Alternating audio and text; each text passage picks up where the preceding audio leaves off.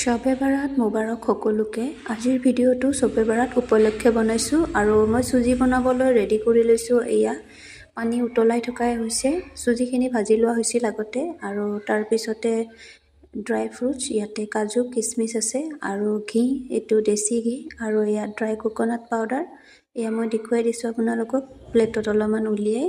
আৰু তাৰপিছতে পানী যিহেতু উতলি আহিছে, চুজিখিনি দিয়া হ'ল আৰু এতিয়া আপোনালোকে দেখিবলৈ পাইছে যে ভালকৈ লৰাই থাকিব লাগিব, নহ'লে চুজিখিনি গোট মাৰিব। আৰু যেতিয়া হৈ আহিছে অলপ, তেতিয়া আমি ড্ৰাই ফ্ৰুটছখিনি দি দিলোঁ আৰু এই ক্ৰেডিটটো কমপ্লিট মা আৰু মাহীয়ে বনাইছে। আৰু শেষত একেবাৰে দেশী ঘি দিয়া হ'ল। এয়া মাহী আৰু মায়ে বনাই আছে, লগত মই সহযোগ কৰিছোঁ। আৰু তাৰপিছতে চুজিৰ লগতো বনোৱা হ'ল পুৰি, ঘৰতে বনোৱা হ'ল আৰু এয়া দেখিছে কি সুন্দৰ হৈছে, ফুলি উঠিছে একদম পাৰফেক্ট।